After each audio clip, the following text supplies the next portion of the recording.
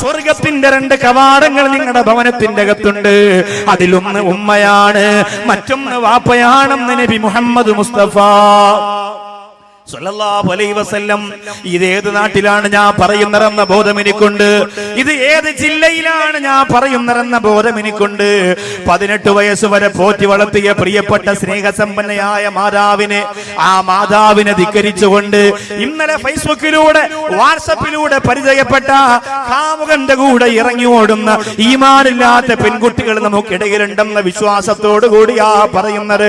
എന്റെ പൊന്നുമോളെ, എന്റെ പ്രിയപ്പെട്ട ചെറുപ്പക്കാരാ, മാതാവിന്റെ മനസ്സിൽ സങ്കടത്തിന്റെ നീറ്റലുണ്ടാകയിട്ട് ലോകത്തെവിടെ പോയാലും അല്ലാഹു നിനക്ക് വിജയം തരില്ല.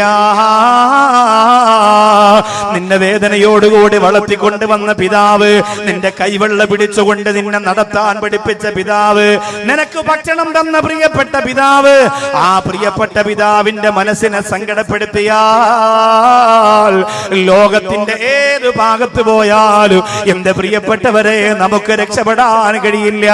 അതുകൊണ്ടാണ് അല്ലാഹുവിന്റെ റസൂൽ പറഞ്ഞത്, സ്വർഗത്തിന്റെ കവാടം നിന്റെ ഉമ്മയും വാപ്പയുമാണ്. എത്ര വളർന്നാലും, എത്ര ഉയർന്നാലും, എത്ര സ്ഥാനം നേടിയാലും, എത്ര സമ്പാദിച്ചാലും, എത്ര പുരോഗതിയുടെ പടവുകൾ ഒരു കിളിയെ പോലെ പറന്നകന്നു പോയാലും മാതാപിതാക്കളുടെ മനസ്സിൽ സങ്കടപ്പെടുത്തിയാൽ നിനക്ക് അല്ലാഹുവിന്റെ സ്വർഗത്തിൽ കടക്കാൻ കഴിയില്ല. ഇതൊരു ആണിനോടുള്ള പ്രഖ്യാപനമല്ല, ഇതൊരു പെണ്ണിനോട് മാത്രമുള്ള പ്രഖ്യാപനമല്ല, ഈ ഉമ്മത്തിന് മുഴുവനായിട്ടും അല്ലാഹു റബ്ബുൽ ഇസ്സത്ത് കൊടുക്കുന്ന പ്രഖ്യാപനമാണ്. ഇന്ന് മക്കളെ പ്രസവിച്ചിട്ട് നോക്കാൻ മക്കളില്ലാതെ വാർദ്ധക്യ സഹജമായ രോഗം കൊണ്ട് വിഷമിക്കുന്ന പ്രിയപ്പെട്ട ഉമ്മയും ഉപ്പയും വൃദ്ധസദനത്തിന്റെ അകത്ത് കഴിഞ്ഞുകൂടുകയാണ്. കണ്ണൂർ ജില്ലയിൽ ഒരു വൃദ്ധസദനം ഞാൻ കഴിഞ്ഞ കുറെ മാസങ്ങൾക്ക് മുമ്പ് കണ്ടതാണ്. അല്ലാഹുവേ, 10-40ഓളം വരുന്ന ഉമ്മമാരതിന്റെ അകത്ത് കഴിയുന്നുണ്ട്. 10-40ഓളം വരുന്ന ഉമ്മമാര് കഴിയുന്നുണ്ട്. ആ 40 ഉമ്മമാരിൽ 12 മക്കളെ പ്രസവിച്ച ഒരു ഉമ്മയുണ്ട്. 12 മക്കളെ പ്രസവിച്ച ഒരു ഉമ്മയുണ്ട്. അവരെ ഇന്ന് നോക്കുന്നത് വൃദ്ധസദനത്തിന്റെ സ്റ്റാഫാണ്. അവർക്ക് ഭക്ഷണം കൊടുക്കാൻ അവരെ കാലൊന്ന് വേദനിച്ചാൽ ആ കാലൊന്ന് തടവി കൊടുക്കുന്നത് പോലെ എന്റെ പ്രിയപ്പെട്ടവരെ, അല്ലാഹുവിന് വേണ്ടി ഖിദ്മത്തിന് വേണ്ടി ഇറങ്ങി തിരിച്ച പെൺകുട്ടികളാണെങ്കിൽ എന്തരിഞ്ഞാല് വന്ന് പ്രിയപ്പെട്ടവരോട് പറയുകയാ, ഹദിയ എന്ന് പേരിട്ടിരിക്കുന്ന ഈ മനോഹരമായ പ്രസ്ഥാനത്തിന്റെ മുമ്പിൽ മഴ വേടുന്ന വേഴാമ്പുകളെ പോലെ ആവേശത്തോടെ പഠിച്ചുകൂടിയ ഈ ജനസാഗരത്തിനോട് പറയുകയാണ്, മാതാപിതാക്കൾക്ക് വേണ്ടി നമ്മുടെ ജീവിതം നമ്മുടെ ഹദിയായി കൊടുക്കുക. അല്ലാഹു തൗഫീഖ് തരുമാറാകട്ടെ. നമ്മുടെ ഉമ്മാക്കും ഉപ്പാക്കും വേണ്ടി ഹദിയായി നമ്മുടെ ജീവിതം അങ്ങോട്ട് കൊടുക്കുക. അല്ലാഹു റബ്ബുൽ ഇസ്സത്ത് ഖബൂൽ ചെയ്യുമാറാകട്ടെ. എങ്കിലും നമുക്ക് സ്വർഗ്ഗം കിട്ടൂ. അൽ ജന്നത്തു തഹ്ത അഖ്ദാമിൽ ഉമ്മഹാത്ത്. അല്ലാഹു റബ്ബുൽ ഇസ്സത്ത് ഇവിടെ അബൂദാബിയിൽ നിന്ന് വന്ന പ്രിയപ്പെട്ടവരുടെ മാതാപിതാക്കൾക്ക് അല്ലാഹു സ്വർഗ്ഗം കൊടുത്ത് അനുഗ്രഹിക്കുമാറാകട്ടെ. അവരൊക്കെ മാതാപിതാക്കളെ വല്ലാതെ സ്നേഹിക്കുന്നവരാണ്.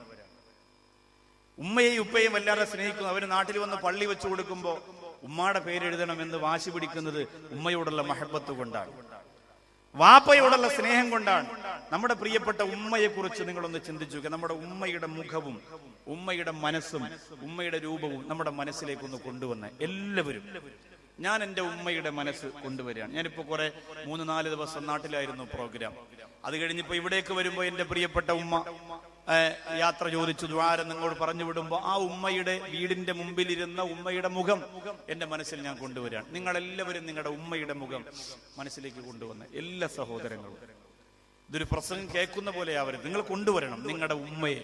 മരിച്ചവരാകട്ടെ ജീവിച്ചിരിക്കുന്നവരാകട്ടെ ഉമ്മയുടെ മുഖം മനസ്സിലേക്ക് കൊണ്ടുവരിക. ഞാൻ എൻ്റെ ഉമ്മയുടെ മുഖം കൊണ്ടുവന്നു. എല്ലാവരും കൊണ്ടുവന്നില്ലേ? അല്ലാഹു തആല ആ ഒരു കൊണ്ടുവരൽ തന്നെ നമ്മുടെ ഉമ്മയുടെ പൊരുത്തത്തിനൊരു വലിയ കാര്യം. ഇത്രയും വലിയ സദസ്സിൽ നമ്മളെ വേദനയോടെ പ്രസവിച്ച ഉമ്മയെ ഒന്ന് ഓർക്കാൻ കഴിയുന്നത് തന്നെ വലിയ തൗഫീഖാണ്. എല്ലാവരും അവരുടെ ഉമ്മയെ മനസ്സിലേക്ക് കൊണ്ടുവരും. എന്നിട്ട് നിങ്ങൾ ആലോചിച്ച് നോക്കിയേ, ഇപ്പൊ നമ്മുടെ ഉമ്മാക്ക് വലിയ സൗന്ദര്യവും ഗ്ലാമറൊന്നും ഇല്ലെങ്കിലും കല്യാണത്തിന്റെ സമയത്ത് നമ്മുടെ ഉമ്മ എത്ര സുന്ദരിയായിരുന്നിരിക്കണം. നമ്മുടെ ഉമ്മയെ കല്യാണം കഴിക്കുന്ന ആദ്യ സമയത്ത് നമ്മുടെ ഉമ്മയുടെ സൗന്ദര്യം എത്രയായിരിക്കണം. ആ ഉമ്മയുടെ കണ്ണുകൾ ഇന്ന് കുഴിയിൽ വീണു പോകാൻ കാരണമെന്തേ? ആ പ്രിയപ്പെട്ട ഉമ്മയുടെ സൗന്ദര്യം നഷ്ടപ്പെട്ടു പോകാൻ കാരണമെന്തേ? അല്ലാഹുവേ, മക്കളാകുന്ന നമുക്ക് വേണ്ടി ജീവിച്ച് വാർദ്ധക്യത്തിന്റെ പടുങ്കുടിയിൽ വീണതുകൊണ്ടല്ലേ? നമ്മുടെ പ്രിയപ്പെട്ട ഉമ്മയുടെ ഉദരത്തിനകത്ത് ആദ്യമായി ഒരു കുഞ്ഞിന്റെ ചലനമുണ്ടാകുന്ന ദിവസത്തെക്കുറിച്ച് നിങ്ങളൊന്ന് ആലോചിക്കുക.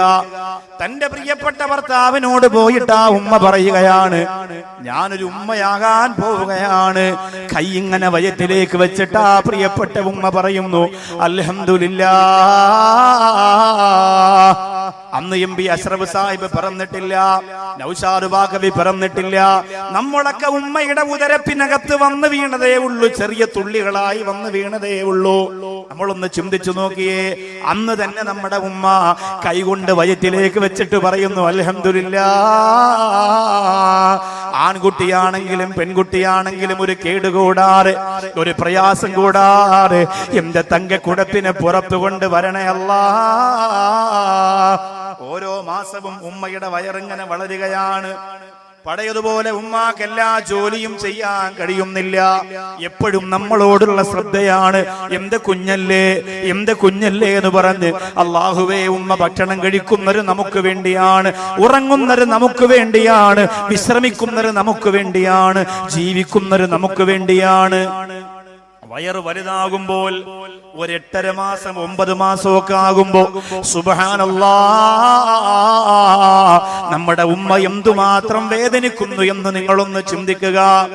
കുഞ്ഞു വയറ്റിന്റെ അകത്ത് നിറഞ്ഞു കിടക്കുന്ന ഗർഭാശയത്തിലെ വെള്ളത്തിനകത്ത് കുഞ്ഞു കിടന്ന് കൈകാലിട്ടടിക്കുമ്പോ, അല്ലാഹുവേ, പ്രസവത്തിന് സമയമാവുകയാണ്. ലേബർ റൂമിന്റെ അകത്ത് നമ്മുടെ പ്രിയപ്പെട്ട ഉമ്മയെ കിടത്തി കൊണ്ടുപോവുകയാണ്. അല്ലെങ്കിൽ അന്ന് പഴയകാലത്ത് പ്രസവിക്കുന്നത് വീട്ടിലാണെങ്കിൽ ആ റൂമിന്റെ അകത്ത് നമ്മുടെ പ്രിയപ്പെട്ട ഉമ്മയെ കയറ്റുകയാണ്. അല്ലാഹുവേ, കുറച്ചു കഴിയുമ്പോ ഒരു നിലവിളിയാണ്, കുറച്ചു കഴിയുമ്പോ ഒരു നിലവിളിയാണ്. ഇന്ന് വരെ ഒരു പെണ്ണും അതുപോലെ നിലവിളിച്ചിട്ടില്ല. അത്രത്തോളം തന്റെ വായ തുറന്നിട്ട് ആ പെണ്ണ് നിലവിളിച്ചുകൊണ്ട് പൊട്ടിക്കരയുമ്പോ, അല്ലാഹുവേ, ഞാനും നിങ്ങളും പുറത്തേക്ക് വരികയാണ്. പുറത്തു വന്ന എന്നെയും നിങ്ങളെയും ഉമ്മ കാണുമ്പോ തന്നെ ഉമ്മാടെ വേദന മാറുകയാണ്. 1000 ഞരമ്പുകളെ ഒരുമിച്ചറുത്തു മാറ്റുന്ന വേദനയാണ് പ്രസവത്തിനുള്ളത്. പുറത്തു വന്ന ഞങ്ങളെ കാണുമ്പോ ആ വേദന നമുക്ക് വേണ്ടി ഉമ്മ മറക്കുകയാണ്. നമ്മ വാരിയെടുത്ത് 2 കവിളത്ത് മുത്തം തരികയാണ്. അല്ലാഹുവേ, തൊണ്ട വരണ്ടുണങ്ങി പൊട്ടിക്കരയുന്ന നമ്മുടെ ചുണ്ടുകളകത്തിയിട്ട് പ്രിയപ്പെട്ട ഉമ്മമാരിടത്തിലെ പനിനീരിനേക്കാൾ മധുരമുള്ള ആ മാരിടത്തിലെ അമ്മിഞ്ഞപ്പാല് നമ്മുടെ തൊണ്ടയിലേക്ക് തരികയാണ്. എന്റെ പ്രിയപ്പെട്ട ചെറുപ്പക്കാരാ, പിന്നെ നമ്മളെ ഉമ്മയല്ലേ വളർത്തുന്നത്? ഉമ്മ എന്നാണ് നമ്മൾ ആദ്യം വിളിച്ചത്. ചെറുപ്പക്കാരാ, ഇന്ന് നിനക്ക് ഉമ്മയെ വേണ്ട, ഇന്ന് നിനക്ക് വാപ്പയെ വേണ്ട. ജീവിതത്തിൽ ആദ്യമായിട്ടൊരു കുഞ്ഞ് സംസാരിച്ചത് ഉമ്മയെന്നാണ്. എന്റെ ചെറുപ്പക്കാരാ, നിങ്ങൾ വിളിച്ചത് ഉമ്മയെന്നാണ്. ആ കരയുമ്പോഴുമ്മ, ഉറക്കാൻ പോകുമ്പോഴുമ്മ, ഉണരുമ്പോഴുമ്മ, വിശക്കുമ്പോഴുമ്മ, പേടിക്കുമ്പോഴുമ്മ, എപ്പോഴും ഉമ്മ ഉമ്മ ഉമ്മ ഉമ്മ എന്ന ഒരു വിളി മാത്രമാണ് എന്റെ സഹോദരാ നമുക്കറിയുന്നത്. നമ്മുടെ പ്രിയപ്പെട്ട ഉമ്മ നമുക്ക് ഭക്ഷണം തരികയാണ്, നമുക്ക് പാല് തരികയാണ്. നമ്മൾ എപ്പോഴെങ്കിലും ഒന്ന് പൊട്ടിക്കരഞ്ഞാൽ പ്രിയപ്പെട്ട ഉമ്മ ഓടി വന്നിട്ട് നമ്മെ വാരിയെടുക്കുകയാണ്. നമ്മുടെ കരച്ചിൽ കേട്ടാൽ എവിടെയാണെങ്കിലും ആ പ്രിയപ്പെട്ട ഉമ്മ കയ്യിൽ എന്തുണ്ടെങ്കിലും അതെല്ലാം കളഞ്ഞിട്ട് ഓടി വരികയാ. ആ പ്രിയപ്പെട്ട ഉമ്മയെ ഇന്നെവിടെ എന്റെ അരിഞ്ഞാല് വന്ന ചെറുപ്പക്കാരാ, നിന്റെ ഉമ്മ ഇന്ന് കിടക്കുന്നത് എവിടെയാ? നീ കണ്ടിട്ട് എത്ര നാളായി ചെറുപ്പക്കാരാ? നിന്റെ സഹധർമ്മിണിയുമൊത്ത് ബേക്കൽ കോട്ടയിൽ കറങ്ങി നടക്കുമ്പോ, നിന്റെ സഹധർമ്മിണിയുമൊത്ത് കാസർഗോഡ് മംഗലാപുരം ബീച്ചില് ഒട്ടകത്തിന്റെ പുറത്തിരുന്നു കൊണ്ട് ഫോട്ടോ എടുക്കുമ്പോ, നിന്റെ സഹധർമ്മിയുമൊത്ത് ഷാജഹാൻ മുംതാസിന് സമർപ്പിച്ചു പോയ പ്രണയ കുടീരമാകുന്ന താജ്മഹലിന്റെ മുമ്പ് പോയി സെൽഫി എടുക്കുമ്പോ, നിന്റെ പ്രിയപ്പെട്ടവളെയും മക്കളെയും കൊണ്ട് ബുർജ് ഖലീഫയിൽ പോയി ഉല്ലസിക്കുമ്പോ, എന്റെ പ്രിയപ്പെട്ട ചെറുപ്പക്കാരാ, ഞാൻ ഈ പറഞ്ഞ നിന്റെ ഉമ്മ എവിടെയാണ്? ഞാൻ ഈ പറഞ്ഞ നിന്റെ മാതാവ് എവിടെയാണ്? ഒന്നാലോചിച്ചു നോക്ക് പെങ്ങളെ. ഒരു പെൺകുട്ടിയാണ് പിറന്നു വീണെന്നറിഞ്ഞപ്പോ കരഞ്ഞുകൊണ്ട് എന്റെ മോക്ക് നല്ലൊരു ജീവിതം കൊടുക്കണേ അല്ലാ, എന്റെ മോക്ക് നല്ലൊരു ജീവിതം കൊടുക്കണേ അല്ലാ എന്ന് കരഞ്ഞുകൊണ്ട് ജീവിച്ച ഉമ്മ എവിടെയാണ്? ഇവിടെ നമ്മുടെ ഉമ്മ. ആലോചിച്ചോക്കെ, ഇന്ന് എത്ര ദിവസമായി നമ്മുടെ ഉമ്മയെ നമ്മളൊന്ന് കണ്ടിട്ട്. ഇനി മരിച്ചുപോയവരാണെങ്കിൽ എത്ര നാളായി ഒരു ഫാത്തിഹ. ആകെ പ്രതീക്ഷ നമ്മളല്ലേ ഉള്ളൂ നമ്മുടെ ഉമ്മാക്ക്. ആരെന്നെ മറന്നാലും എന്റെ മോൻ എന്നെ മറക്കൂല, എന്റെ മോൾ എന്നെ മറക്കൂല, ഞാൻ അവൾക്ക് അതൊക്കെ കൊടുത്തവളാണ് എന്ന് പറയുന്ന പ്രിയപ്പെട്ട ഉമ്മ ഖബറിന്റെ അകത്ത് കാത്തിരിപ്പ് തുടങ്ങിയിട്ട് നാളുകൾ എത്രയായി. ഉമ്മ എവിടെ ഇരിക്കട്ടെ, വാപ്പയെ കുറിച്ചൊന്ന് ആലോചിച്ച് നോക്കി. വാപ്പയെ കുറിച്ച് എന്റെ ഉപ്പയുടെ മുഖം. പരിശുദ്ധ റമദാൻ 17-ാം രാവ് വെള്ളിയാഴ്ച പ്രഭാതം 9 മണിക്ക് പുഞ്ചിരിക്കുന്ന മുഖത്തോടുകൂടി എന്റെ പ്രിയപ്പെട്ട ഉപ്പ മരണപ്പെട്ടു പോയി. ആ പ്രിയപ്പെട്ട ഉപ്പയെ ഞാൻ ചിന്തിക്കുന്നു. MB മൂസ സാഹിബ് എന്ന നിങ്ങളുടെ മനോമുഖരത്തിനകത്ത് സ്നേഹത്തിന്റെ 1000 താജ്മഹൽ ഒരുമിച്ച് പണിഞ്ഞ MB അഷ്റഫ് സാഹിബിന്റെ ഉപ്പയെ അദ്ദേഹം ചിന്തിക്കുന്നു. ഇവിടെ ഇരിക്കുന്ന ബഷീർ സാഹിബിന്റെ ഉപ്പയെ അദ്ദേഹം പിന്നെ ചിന്തിക്കുന്നു. അതുപോലെ തന്നെ ബഷീർ ഡാട്ട് അദ്ദേഹത്തിന്റെ ഉപ്പയെ ചിന്തിക്കുന്നു. നമ്മളെല്ലാവരും നമ്മുടെ പ്രിയപ്പെട്ട ഉപ്പമാരെ മനസ്സിൽ ഒന്ന് ചിന്തിച്ചു നോക്കി. നടക്കൂലേ?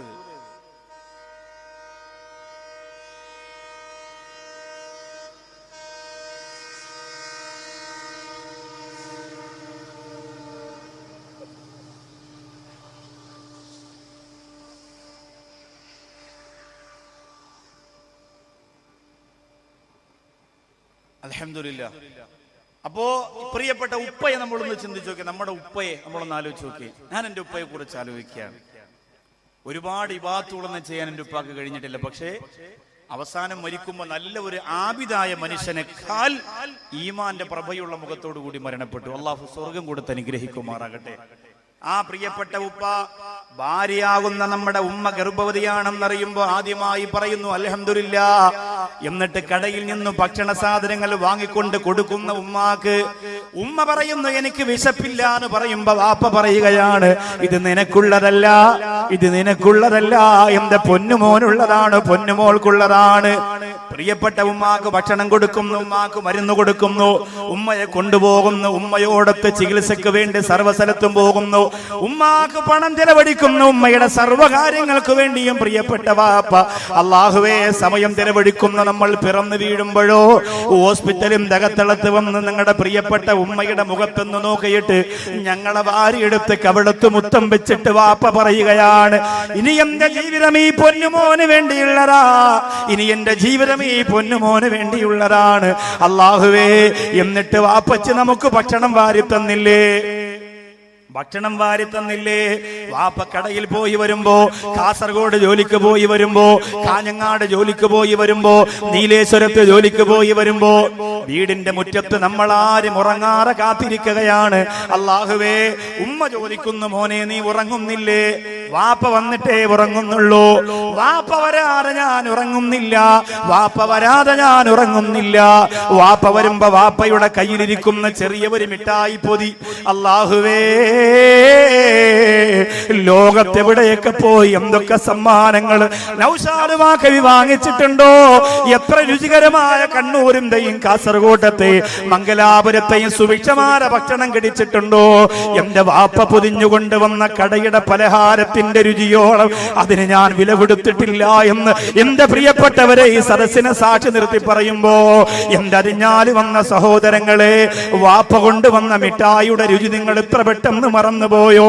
വലിയ പണക്കാരനായപ്പോ, വലിയ കൊട്ടാരത്തിന്റെ അധിപനായപ്പോ, വലിയ അധികാരം കിട്ടിയപ്പോ കാഞ്ഞങ്ങാടിന്റെ ചുറ്റുവട്ടത്ത് ഏറ്റവും കൂടുതൽ ജനങ്ങൾ പേര് പറയുന്ന ബിസിനസ്സുകാരനായി മാറിയപ്പോ നിന്റെ പ്രിയപ്പെട്ട വാപ്പായ മറന്നോ? മാതാവിന്റെയും പിതാവിന്റെയും കാൽ കീഴിലാണ് അല്ലാഹു നമുക്ക് തന്നിരിക്കുന്ന സ്വർഗമെന്ന് നിങ്ങൾ മറക്കണ്ട. ഫഹൽ അസൈതും ഇൻ തവല്ലൈതും അം തുഫ്സിദൂ ഫിൽ അർള് വതുഖത്തിഉ അർഹാമകും ഉലൈകല്ലദീന ലഅനഹുമുല്ലാഹ്. അല്ലാഹ് പറയുകയാണ് ബന്ധങ്ങളെ മുറിച്ചു കളയുന്നവരെ, ബന്ധത്തിന് വില കൊടുക്കാത്തവരെ, ബന്ധങ്ങളെ തകർത്തെറിയുന്നവരെ നിങ്ങൾക്ക് അല്ലാഹുവിന്റെ ശാപമെന്ന് പരിശുദ്ധ ഖുർആൻ. ഉമ്മയുടെയും വാപ്പയുടെയും ബന്ധം മാത്രമല്ല, എല്ലാ ബന്ധങ്ങളും മുറിച്ചു കളയുന്നവർക്ക് അല്ലാഹുവിന്റെ ശാപം എന്ന് വിശുദ്ധ ഖുർആൻ.